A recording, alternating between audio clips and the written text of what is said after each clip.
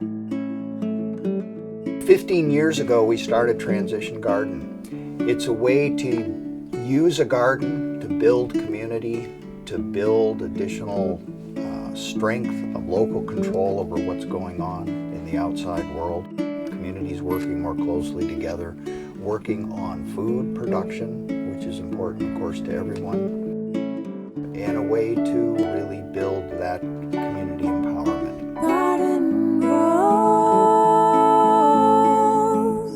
through the seasons that flow. Our garden grows, our garden grows.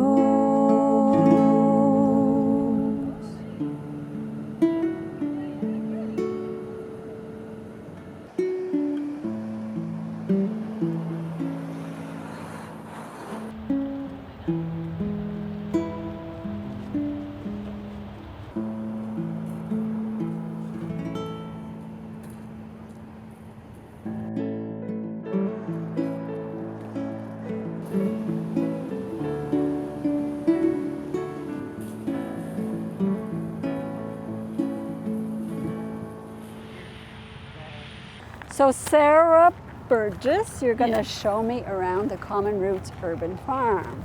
Yeah. And we're coming here. There's some orange boards. Yes. What do they mean? So the orange stakes in the garden indicate the market garden. So we actually have 3 areas at Common Roots. We've got our market garden where we grow vegetables and flowers. And we run a program out of the market garden called the Deep Roots program. And that program is in partnership with ISANS. We work with 8 newcomers to Nova Scotia who basically take care of the garden all summer, get to meet one another, meet other people in the community, and share their knowledge with one another. So are these vegetables different than our traditional Canadian gardens? Like what's this? So this is a plot. So this is a purple stake here. Oh, that's a purple stake, and right. this is a plot. So you have how many people that have plots here? 185 individuals or community groups are gardening in the community plots. So those would be people that don't have land around their home, generally, would you say? Often they don't have land, or they have the Halifax problem of a shady backyard. Oh, right. Okay, all right. So they rent them for the season. Okay. And grow whatever they want, as long as it's legal, is the line. Okay. And would you say that, would you guess that you have people from different economic backgrounds that grow vegetables here? Or? Definitely. Okay. Yes. We've got a broad range of economic backgrounds growing vegetables. And some of the people who have plots here say they've grown hundreds, I think $400 or $500 worth of food in their plot, which, that goes a long way in taking a bite out of your monthly grocery bill. Yeah. And you're getting healthier, fresher food. Yeah. And often, as you were mentioning, like culturally appropriate food. Right. So people can grow things that they ate in their country that's harder to find in the grocery stores here, and definitely hard to find fresh in the grocery stores here. Okay. Yeah. So these are more of our plots, and the plots, I think this is really lovely. The plots kind of circle the farm. So the community, the 185 plotters kind of hug the farm. Oh, nice. And in the center is the market garden where we have our main production. And here we're walking along the main pathway, and these green stakes with check marks are our common beds, our common areas. So that's the 3rd area that we have on the farm. Okay. And the common beds are areas where people can pick things if they know that they can eat them. So we really discourage people from picking from the market garden, where we sell food from at our market stand, which is just over there. Okay. So those plots, are they all the same size? They're all 4 by 12. Okay. Yeah. And some are raised and some are not? Yeah, that's kind of each year people are allowed to build a raised bed, but they fund building the raised bed, so it kind of becomes luck of the draw. If someone leaves and you're lucky enough to get a raised bed, it's all right. yeah. Okay. And I can show you, this is Syro. What is it? It's a syro, A syro. or chanshur in Nepali. Okay. And so this is something that we've started growing this year. I learned about it in the summer, or in the winter, sorry, from Dadaram, who's over there. Yeah, and Narayan, another one of our volunteers. And this is a really healthy green. It's a medicine. Maybe I'll get Dadaram to explain, Hi, to talk good. about it. Command Root Garden planting in the Syro. This in my country in the before in the medicine. This Medicine? This one. Yeah. This Okay. one and some leg in broken, some hand, anything in pain in broken. Pain or broken bones? After that in this one, this seed already seed, and use the machine in the making to powder. Okay. Yeah. And milk and this powder in boil Yes. in the cover Okay. and the bandage Okay. and the bandage and eating in the bandage Okay. and after 1 month up 1.5 month. So you drink it. This is very healthy food. Yeah. Very Yeah. healthy food. Yeah. Can I know your name? Est-ce que je peux savoir ton nom? Mon nom, je m'appelle Moulassi. Mlati. Moulassi Nabila. Moulassi. Yes. Moulassi. Yes. Ah, beau nom. OK, ici on a Comment on t'appelle? Connie. Connie? Oui. Yes. OK.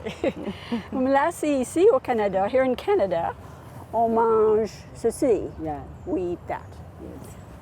Mais vous autres, vous mangez les feuilles, you eat the leaves. Wow. Nous, chez nous, Oui. en Afrique, En Afrique, on mange ça. On mange ça. you eat the leaves in Yeah. Africa. Si je préfère manger ça, je arrache ça, un morceau de feuilles. Oui. Ouais. Je mets des petits os dans la casserole. OK. Water in a casserole, Yes, the casserole, leaves. yes. Yeah. Je mets ça sur le feu. Sur le feu, on the wood stove. Ça, on mélange avec les tomates, With tomatoes, il y a les oignons, onions, il y a huile, oil. yes, Yeah. il y a, on mange ça. Mm. Mais tu peux mélanger avec les arachides. C'est les arachides? Is that the peanuts? Yes. Oh, you can- Peanuts English. En français, arachide. OK. Yeah. Ouais. On peut mélanger avec les arachides. OK. Ah, très très bon. Ça sonne bon. Yeah. Ouais, OK. Bon. So the Deep Roots program. Right, that's the program that we run in the Market Garden. And it's our 4th year running the program in partnership with ISANS, Immigrant Settlement Association of Nova Scotia. Yes. Basically, this year we have 8 newcomers to Nova Scotia who are working in the Market Garden with us. And it's a wonderful opportunity for people to really have a sense of belonging in the new country, in the new city that they've come to meet other people, work together. And almost everyone that we work with has been a farmer in their home country. And so many people haven't been able to farm for Wow. decades. Oh my God. And so they're back here, they're here able to farm, able to share the knowledge that they have. it And must so, be really healing for them, would you say? I think, yeah, the feedback that we get is definitely that they feel so much better when they're in the garden. Yes. That it's such an important space for them. So these are our fighting tomatoes, and affectionately called fighting tomatoes. So Dadaram and I have been working together for 4 years. And for 4 years, I've been hearing, you shouldn't be pruning your tomatoes. And I've been saying, this is how we do it. This is how I've learned to do it. This is how my Italian grandmother taught me to do it. This okay. is how the farmer I worked with Yeah. taught me to do it. And so we decided this winter, we decided we'll have a competition. So these 2 tomatoes were, or these 2 beds, all of the tomatoes were planted the exact same way, the same day, grown from seed in the same location, planted in the beds with the same amendment. but mine are pruned and dadarums are not pruned, and it's not looking good for me. So, so we'll see. Yeah, that's great.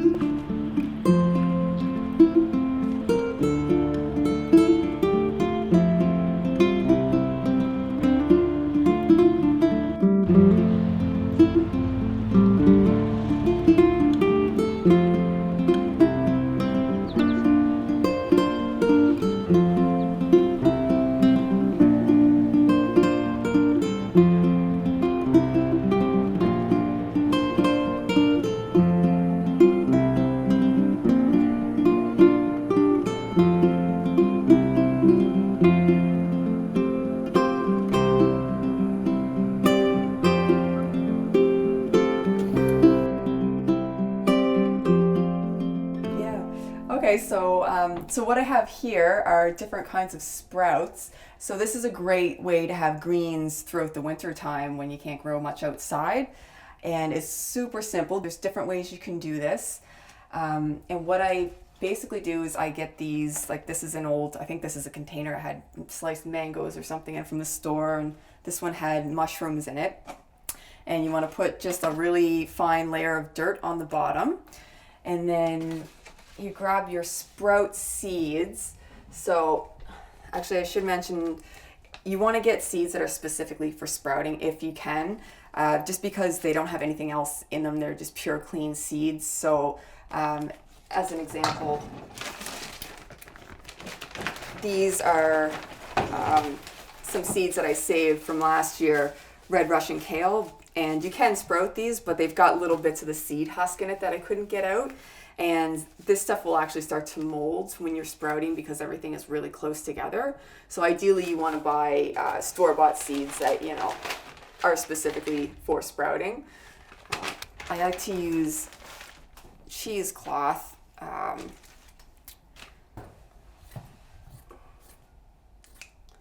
Okay, so I've got my seeds in here that were soaking. They've been soaking for 8 hours. So those are good and ready to plant, and I'm just going to put the cheesecloth over top so I don't lose any when I pour the water out. And I'll just give that to my sad looking rosemary plant here. Needs to go out soon. And then this is an old container that I got mushrooms from at the store, and I'm just going to spread them out. Now when you're doing sprouts, the seeds can be really close together, way closer than if you were actually planting to have these a full-size plant to harvest.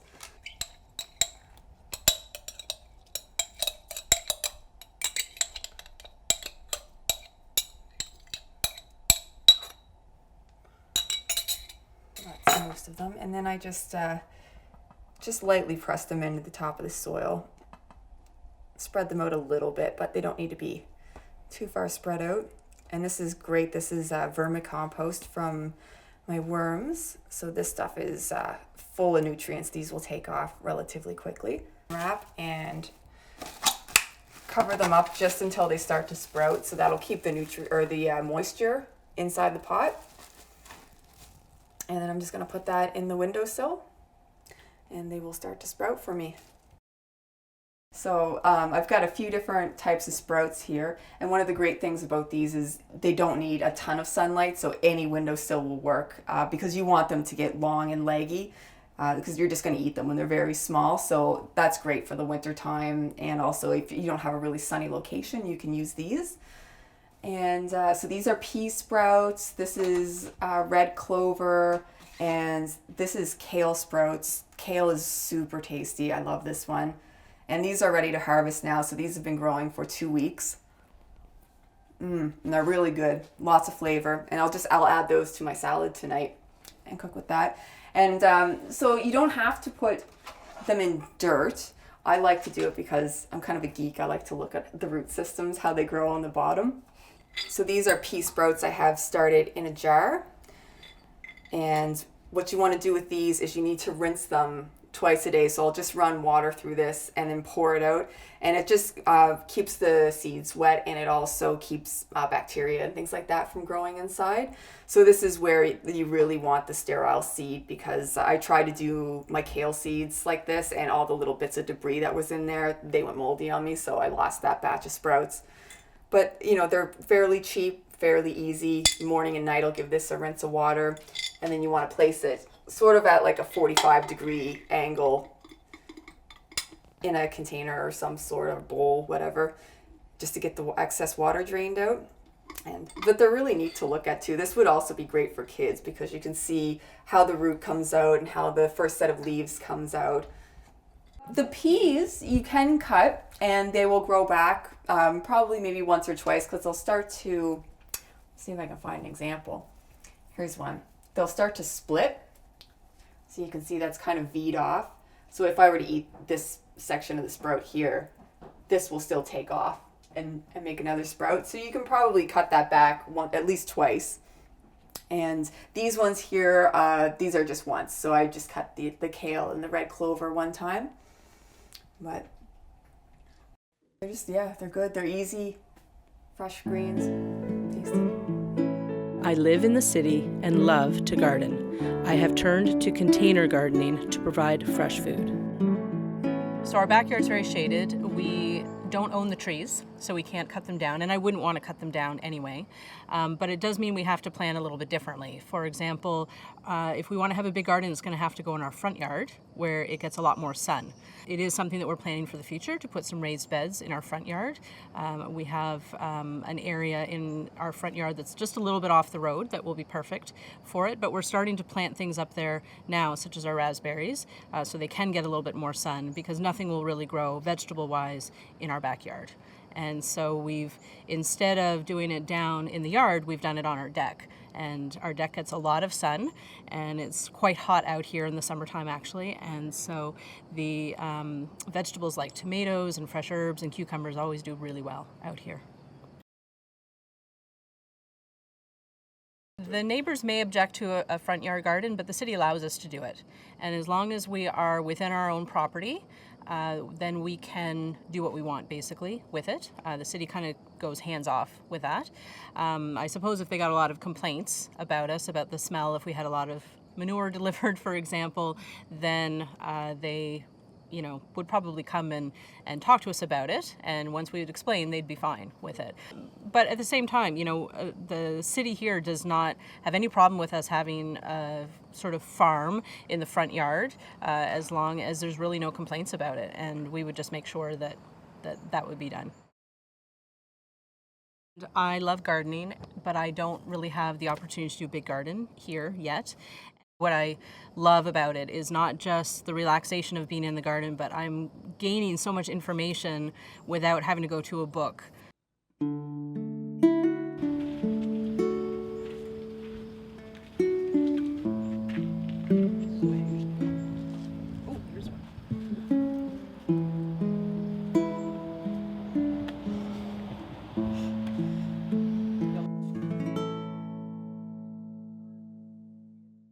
I'm a container gardener. That's where I do most of my gardening. And for containers, the only place that they get water is from you. And that makes it very difficult when you want to go away for a weekend or for a week, especially if the summer is really hot. So I have designed some self-watering containers that worked really well for me. And you can garden twice a week. And there's a nice little reservoir of water for them to pull from. And it just makes it a lot easier for travel and whatnot if you like to do that in the summer. So I'm going to show you how to make one of these containers. You will need some sort of plastic container. It could be anything. You need something you can put a hole into, though, for example, and something that will hold water. Okay, so you need that. You will need some sort of X-Acto knife, or you could use a drill to make a hole. I've already made a hole in this container right here. Depending on the plants you put in, you might want to drill your hole a little higher or a little lower. If you are planting something that requires a lot of water, such as cucumbers or tomatoes, you might want to put the hole a little higher so then they have more water to draw from. Okay. Okay, so you'll need that. You will need some sort of plastic tubing. I just got this at my local home improvement store, and you can just cut a piece and it goes into the hole, and this allows you to have the water drain out so it doesn't overflow. So if it rains, your plants aren't going to become waterlogged. That's the reason why I use this. And you can make this any length. I have a wooden deck, so I make it long enough so the water will drain off the deck, so it's not leaving all kinds of water on my deck when the plants are draining. So I cut a nice long piece of that. So you'll need scissors for that. You will also need some sort of screening material, and the screening material helps keep the soil in the container. Otherwise, when the water drains out, it'll carry the soil with it, and you will end up, the plants will sink lower and lower until eventually there's no soil left over the summer. So some sort of screening material. I've used landscape fabric before, but it disintegrates. So I started using plastic screening, and it just makes such a big difference. So you need that little piece. Some rubber bands to hold that on, and I'll show you how we're going to use this. Or you could use a piece of string as well to hold that on. And other than that, you just need your soil and your plants, and that's all you need really to make these. So you take a piece of, you've already cut your hole, okay, in the container, and again, a big drill bit or an X-Acto knife. I did mine with an X-Acto knife. You're going to cut a piece of the plastic long enough that it will drain off your deck if you want. Otherwise, you just need a couple inches. Okay, so I'm going to cut a nice big piece. And then this you're going to stick through the hole, okay, just like so. And you want to have a couple inches on the inside as well, so it just sticks in a little bit. And then that way you're not trying to keep it tight up to the edge, all right? And then the next thing you need is just a little piece of screen. So you just cut a little piece off.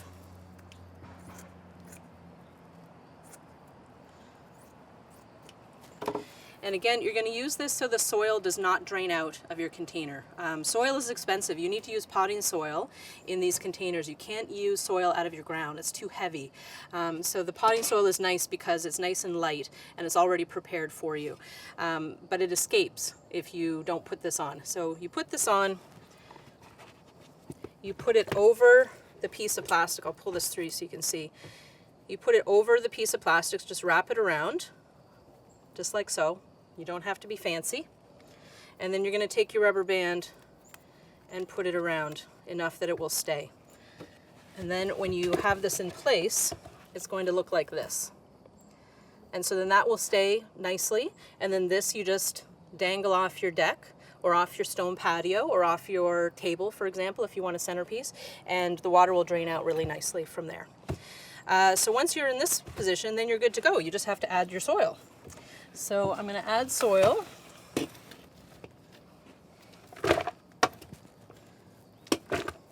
Now I usually add a little bit of bone meal in with this because then the plants are going to get some nice nutrition. Most potting soil comes with some sort of nutrition in it, but it disappears over the life of the plants. So I usually just add a little bone meal as I go. So you get your container nice and full.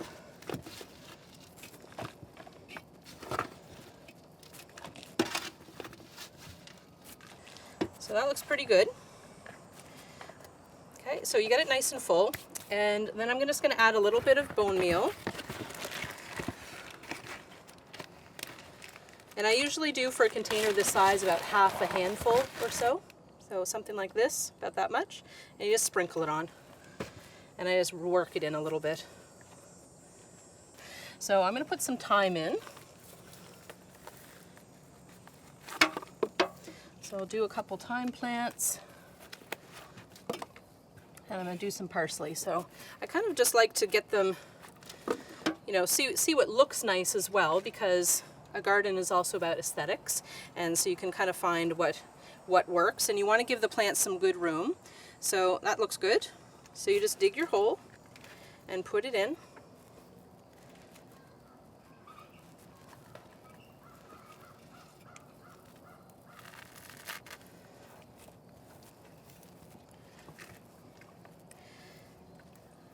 So once everything's in place like this, now is your time to water.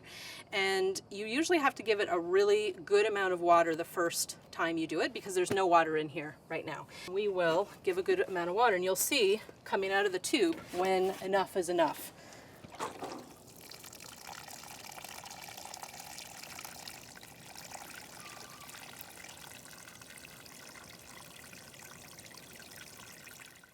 So the potting soil is also very dry when you get it, so it sucks up a lot of water. So now that my plants are in there, I've watered, and you can see that the water is starting to come out here. It's starting to drain out.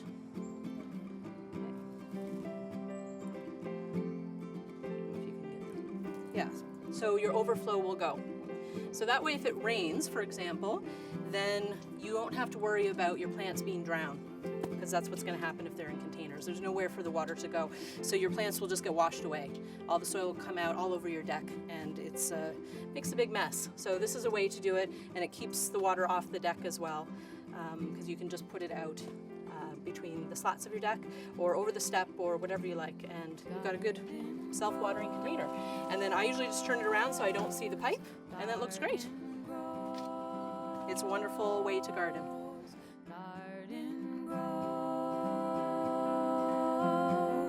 Garden grows, and I know you love me.